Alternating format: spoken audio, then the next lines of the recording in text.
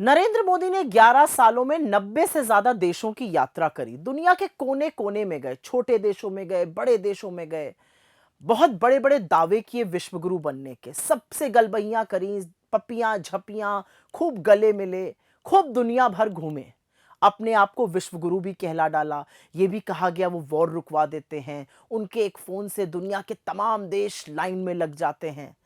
लेकिन जब संकट का समय आया और जब देश का प्रतिनिधित्व करने का समय आया, तो मोदी जी के पास लोग ही नहीं थे। और मोदी जी ने सही किया, मोदी जी ने विपक्ष को साझा किया और अब सत्ता पक्ष और विपक्ष मिलकर दुनिया भर के देशों में जाकर ऑपरेशन सिंदूर और हमारे स्टैंड के बारे में चर्चा करेगा। मोदी जी को ऐसा क्यों करना पड़ा? इसमें दो तीन बातें हैं। पहली बात तो यह है कि मोदी जी के पास ऐसे लोग ही नहीं है जो राष्ट्रहित की जाकर बात कर सकें। मोदी जी ने भक्तों की एक मंडली, एक टोली जमा की है संसद में।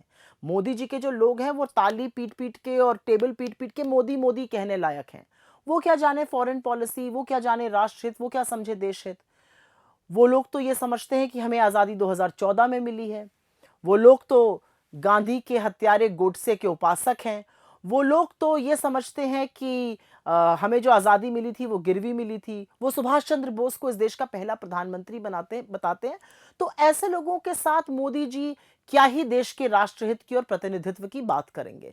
तो मोदी जी ने सही किया। मोदी जी अब विपक्ष के लोगों को आगे करके उनको तमाम बड़े देशों में भेजकर अपना प्रतिनिधित्व, इस देश का प्रतिनिधित्व करा रहे हैं। और उनको पता है कि कांग्रेस पार्टी हर बार ऐसे मौकों पर सरकार के साथ रहती है।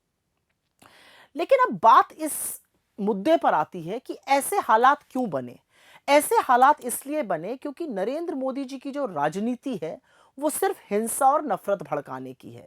और भारत को शांति, अमन, चैन का अग्रदूत माना जाता है। दुनिया भारत की ओर देखती है क्योंकि ये गांधी का देश है, ये बुद्ध का देश है, ये शांति का देश है, ये सौहार्द का देश है। लेकिन नरेंद्र मोदी जी ने यहां पर एक दूसरे से भाइयों को लड़वाया है।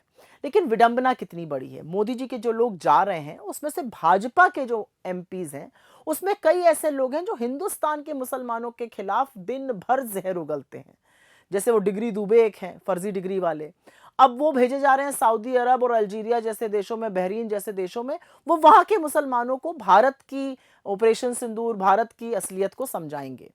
पर ऐसा समझाना क्यों पड़ रहा है? आप इतने बड़े विश्व गुरु थे, आप तो वो पापा थे जो वॉर रुकवा देते थे। आपको वहां जाना क्यों पड़ रहा है? क्या हिंदुस्तान को आज अपनी पोजीशन क्लियर करने की जरूरत हो रही है? और इसी से उस अंतिम बात पर आते हैं कि 2008 में जब 26/11 का मुंबई आतंकी हमला हुआ तो हिंदुस्तान ने एक चीज बड़ी सफलता से करी। हिंदुस्तान ने बहुत ही कुशलता से पाकिस्तान को एक टेरर देश, एक आतंकी देश घोषित करवाया और पाकिस्तान अलग थलग पड़ गया दुनिया में। हिंदुस्तान एक उभरता देश, एक चमकता सितारा, और पाकिस्तान एक आतंकी मुल्क के तरह लोग उसको ट्रीट करने लगे। पाकिस्तान आतंक को शरण देता है, पनाह देता है, देश विरोधी हमारे काम करता है। तो दुनिया भर ने माना कि पाकिस्तान आतंकियों को पनाह देता है। और उसी के बाद अमेरिका ने वहां पर घुसकर उसामा बिन लादेन को मारा था, क्योंकि उसको भी शरण पाकिस्तान ही दे रहा था। इस बार नरेंद्र मोदी जी ने इतना विश्व कीर्तिमान स्थापित किया, दुनिया भर के देशों में जाके पपियां झपियां, अब की बार ट्रंप सरकार और हाउडी मोदी और नमस्ते ट्रंप और सब करके, कि कोई भी देश हमारे साथ खड़ा ही नहीं हुआ। आईएमएफ का जो लोन मिला पाकिस्तान को, उसमें हम तो एब्सटेन किए, लेकिन ऐसा कोई देश नहीं था जिसने हमारे साथ एब्सटेन किया। कोई एक ऐसा देश जिसने प्रमुखता से, मुखरता से खुलकर हमारे साथ बोला हो तो बता दीजिए। अमेरिका ने कहा हमें इस युद्ध से कोई मतलब नहीं है, बाद में वो श्रेय ले रहे हैं सीज फायर का।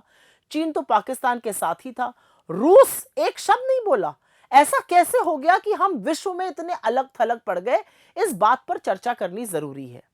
लेकिन मुद्दा इस बात का है कि आज की तारीख में हिंदुस्तान को अपनी पोजीशन क्लियर करने के लिए इसलिए जाना पड़ रहा है क्योंकि नरेंद्र मोदी जी ने देश में जो हिंसा और नफरत का माहौल बनाया है, उसके चलते दुनिया हमारी ओर एक संदेह से देख रही है। दुनिया को हमारी बातों पर यकीन नहीं है। विश्व के मीडिया को पढ़ लीजिए और हमारे खैर गोदी गिद्धों को पढ़ लीजिए, तो वो हमेशा मोदी जी के बचाव में लगे रहते हैं। जो दूसरे लोग सच बोलते हैं उनको भी वो भला बुरा कहते हैं। तो असलियत यह है कि जब समय पड़ा, जब मुश्किल की घड़ी आई और जब देश का प्रतिनिधित्व करना था, तो नरेंद्र मोदी को थक हार कर, नाक रगड़कर विपक्ष को साथ में लेकर और विपक्ष को आगे करके दुनिया में जाना पड़ा।